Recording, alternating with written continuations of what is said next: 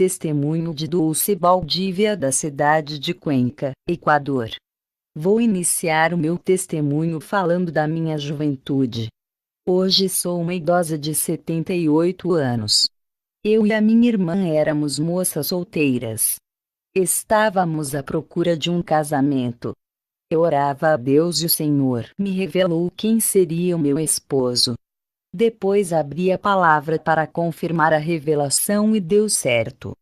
Um pastor usado orou por mim pedindo para Deus confirmar se essa pessoa era certa. E Deus confirmou na boca do pastor. Mesmo assim eu não me precipitei e conheci toda a vida desse servo para ver se ele é um homem de Deus. Vigiei-o para ver se dava bom testemunho de vida no lugar onde mora. Observei como ele trata os seus pais. E ainda perguntei aos seus pais se ele era um bom filho. Os seus pais disseram que ele antes de conhecer a Jesus era uma pessoa difícil, mas agora era um amor de pessoa. O tempo passou e vi com os meus olhos que ele é o esposo preparado para mim. O problema era que ele estava desempregado. Os meus pais disseram que Deus nunca iria me dar um homem desempregado para eu passar fome com ele. Quando orei a Deus, eu pedi um esposo que seja santo e nunca venha me deixar. E ele é a pessoa que tem as características daquilo que pedi de Deus.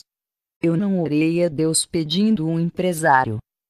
A minha irmã orou a Deus pedindo um homem que tenha muito dinheiro para não deixar faltar nada. E Deus ouviu a sua oração e lhe deu um homem que tem uma empresa. Esse homem não é cristão e nunca quis ir à igreja. Ele dava tudo o que a minha irmã precisava, mas sempre dava trabalho para ele e bebia muito. A minha irmã não era feliz com tudo o que recebia dele. O dinheiro não lhe proporcionou a alegria que precisava ter no seu lar. Já o meu prometido não tinha trabalho e eu não aceitava se casar com ele nessa situação. Mas Deus aprovou a nossa união e deu-lhe um emprego.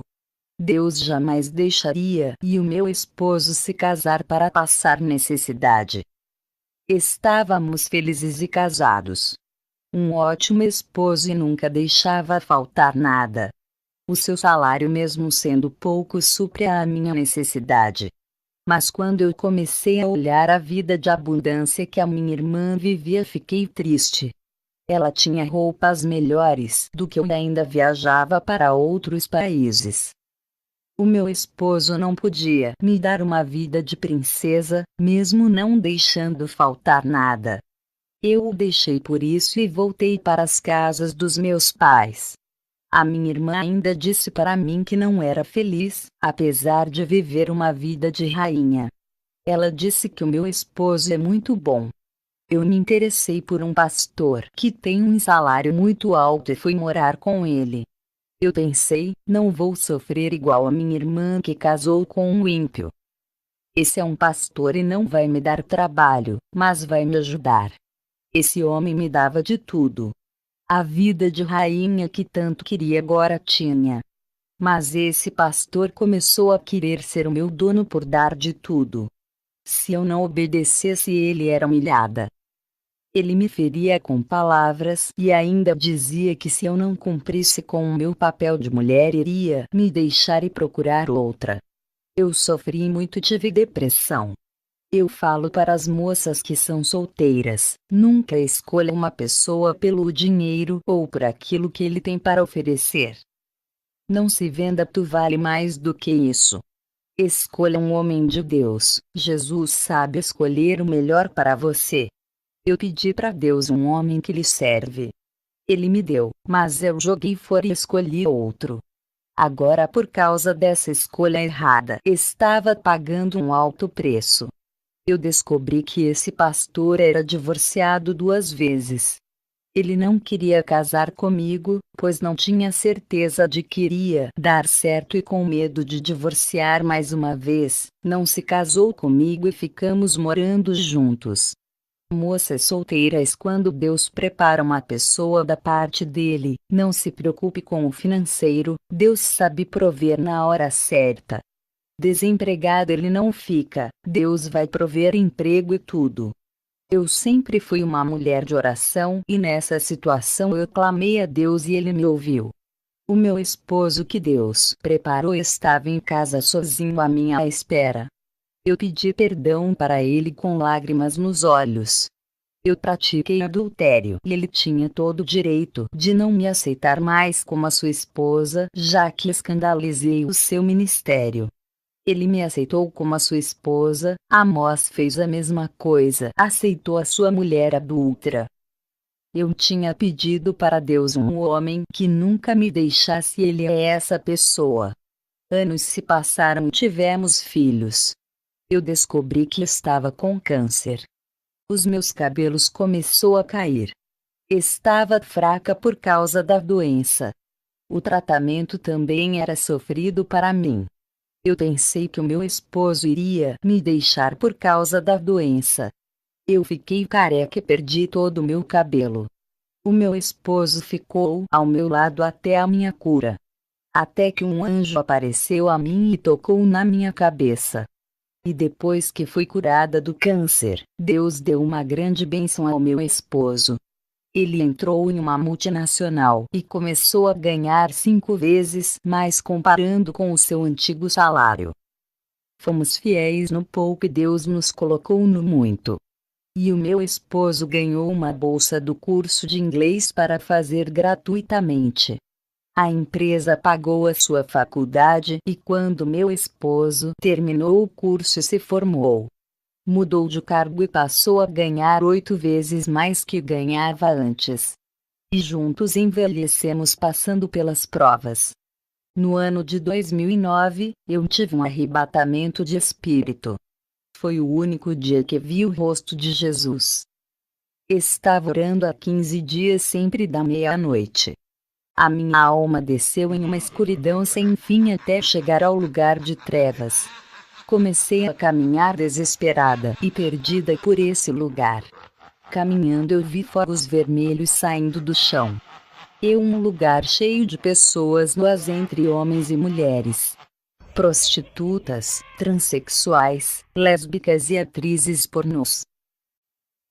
Eu vi 3 atrizes que gravaram filmes pornográficos quando estavam vivas na Terra. Eu não conhecia essas mulheres porque nunca assisti aos seus filmes. Uma voz disse: "Essa se chama Anastasia Blue. Ela estava sendo estuprada pelos demônios." A outra que estava na mesma situação se chama Chloe Jones. E a última famosa que vi foi Lolo Ferrari. Eu ouvi a voz de Jesus falando comigo e revelando tudo. O Senhor disse: "Filha, essas mulheres que viste nesse lugar se entregaram aos prazeres, pensando que seriam felizes. Elas encontraram um grande vazio que não foi preenchido pela prostituição do cinema. Elas ficaram oprimidas por serem objetos sexuais e mercadorias do prazer. Os demônios da depressão fizeram morada nelas e elas se suicidaram. Esse é o resultado de todos os que procuram prazeres no sexo."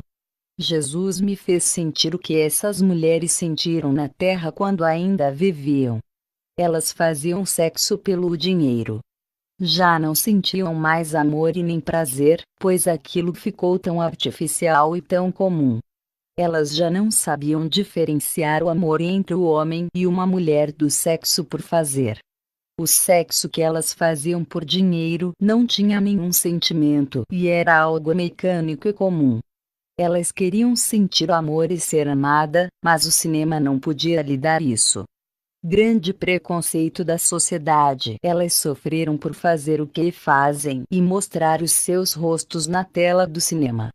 Elas queriam viver uma vida normal, mas o povo as enxergava como uma prostituta de Hollywood. Essas moças sofreram muito para chegar a cometerem suicídios. Elas ficaram famosas pelos seus filmes diferente de uma prostituta comum que não mostra seu rosto na tela de televisão. Uma prostituta de casa noturna faz os seus programas escondidos. E quando quer mudar de vida, elas viajam para um lugar onde ninguém a conhece. Uma prostituta atriz tem a sua imagem divulgada pelo cinema aos quatro cantos do mundo, tornando-a conhecida. Não importa o lugar para onde vá, sempre será conhecida por causa da televisão. Muitas dessas atrizes não suportam a pressão de viver uma vida normal e se matam. Eu vi uma prostituta no inferno. Ela desistiu de casar e viver uma vida normal para ser uma prostituta. Ela caiu nos prazeres da carne e se prostituiu com vários homens. Ela não queria se casar com um homem, porque se acostumou a ter revelações sexuais com vários homens. Ela era uma pessoa devassa e insaciável. Quando ela morreu, foi para o inferno. Os demônios obrigavam ela a fazer sexo com eles e ainda torturavam as suas partes íntimas. Eu vi milhões de demônios da prostituição naquele lugar. Esses demônios são os mesmos que fazem as mulheres andarem sensuais com roupas sexys. Elas levam as moças ainda muito jovens a praticarem a prostituição. Eu vi os demônios que trabalham na vida de modelos e prostitutas atrizes. Moças que sonham ser modelos ou uma Miss também são influenciadas por esses demônios. Tudo o que tem a ver com a beleza e o sexo. Esses demônios estão envolvidos. Eles levam as mulheres a ser um produto da mídia e uma mercadoria lucrativa da empresa. Mulheres que nasceram bonitas tornam-se alvos de empresas da beleza ou do sexo. O objetivo dessas empresas diabólicas é vender a beleza dada por Deus. Esses mesmos demônios faziam as mulheres implantar silicone e fazer plásticas para melhorar as suas aparências. Empresas do sexo que vendem o corpo da mulher, incluindo cinema, são satanistas e divulgam imoralidade, sodomia e depravação. A empresa de modelos também usa a imagem da mulher para divulgar a sensualidade e a beleza. Estas empresas não são honestas, eu aconselho que não trabalhe em lugares assim. São empresas que estão levando milhares de almas para o inferno. Tem empresas que são armadilhas para a morte e condenação. O dinheiro tem levado as pessoas a fazerem coisas absurdas. Mulheres que vendem os seus corpos por dinheiro têm legião de demônios habitando em seus corpos. Qualquer homem que se deitar com uma dessas mulheres torna-se uma carne só, como se fosse casal. O sexo só pode ser realizado entre o casal. Quando duas pessoas que não são casadas têm um ato sexual, tornam-se uma carne e os demônios de um passam para o corpo do outro. Não existe benção nisso, tudo é maldição para a vida. Se você é um cristão usado por Deus e fizer sexo com uma prostituta, os demônios dela passarão para você e o Espírito Santo se afastará da sua vida por causa do seu pecado. Depois de ver essas empresas no inferno, o meu espírito voltou ao corpo. Tenho uma mensagem à igreja. O corpo de Cristo, que é a igreja, tem que cultivar a amizade, a união sem contendas. No ministério onde congrego, o meu esposo, como pastor, conseguiu adotar esse padrão. O problema das igrejas dos dias atuais é se importar com os alvos alheios e ficam atacando as outras igrejas. Se os ministérios se preocupassem com as suas ovelhas e deixar os pastores cuidar do seu rebanho, as coisas seriam melhores. O meu esposo, como um pastor, se preocupa com o rebanho que está em suas mãos, porque é deles que Jesus irá cobrar naquele grande dia. Não podemos se preocupar com as pessoas de outras igrejas, se vivem o evangelho ou não. Essas almas não estão sobre as nossas responsabilidades. Não é fácil manter a união e a harmonia dentro da igreja. Tem irmãos de personalidade negativa que repelem os outros irmãos e impedem o triunfo da cooperação. O amor e a aprendizagem não reinam onde há irmãos de personalidade difícil. Diga aos pastores que mostre o seu amor, não escandalize a obra de Deus. Exortem as pessoas ao arrependimento sem usar palavras que venham ferir e manchar de propósito. O Senhor me revelou que a maioria da obra começa bem e termina mal. Igrejas no começo de suas fundações o povo andava reto com sinceridade obedecendo a palavra. Com o passar dos anos o rebanho deixa de seguir o Evangelho e já não são sérios no caminho de Jesus. O Senhor Jesus revelou que o povo não pode se fadigar em andar na verdade e persistir no caminho, ainda que venha o fracasso espiritual, isso não pode vencê-los. Igreja não seja omissa que é o descuido, cometendo erros em seus caracteres e não deixar de fazer aquilo que é para ser feito. Muitos querem que Deus faça em seu lugar aquilo que são de suas responsabilidades fazer. Obreiros da igreja do meu esposo esperam que ele venha repreender aqueles que erraram. O meu esposo foi complacente e não discutiu com os obreiros que falharam. Ele surpreendeu a todos e ainda tolerou a falta de amor dos obreiros acusadores que esperavam uma punição severa. O meu esposo é um idoso que nunca deixou a desejar na sua função de pastor. Quando é para corrigir e aplicar a disciplina ele fez, mas punir um membro para massagear o ego do outro ou realizar o desejo de maldade que está no coração do vingador jamais. Ele procura em querer fazer o bem por completo e ser beneficente a todos. Ele ensina a pessoa a ser benevolente, a ter boa vontade de ajudar a obra e fazer o bem. Ele procura sempre fazer que o rebanho obedeça à palavra de Deus por amor e não por obrigação para agradá-lo. Ele sempre fala: se for para viver uma vida cristã forçada sem amor, não vai agradar a Deus. É melhor sair do caminho de Jesus e voltar para o mundo, já que sente mais prazer lá do que servir a Jesus. Todo cristão tem que ter a essência do bem em seu modo de viver. A substância do amor ágape tem que estar dentro do coração. Na nossa igreja pedimos os membros para não ficarem distraídos com os visitantes e não causar descortesia, tratando com descaso. Tem cristão que não prestam atenção no que acontece na igreja, desconsidera o pregador por não prestar atenção em sua mensagem. Cristãos descuidados nem sabem se tem algum visitante, não observam quem está pregando.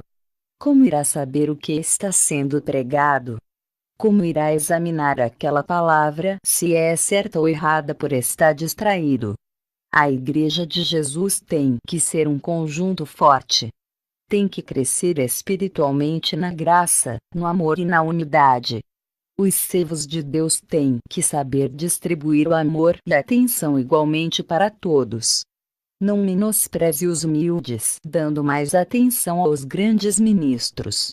Valorize cada ovelha que Deus colocou ao seu lado para lhe ajudar.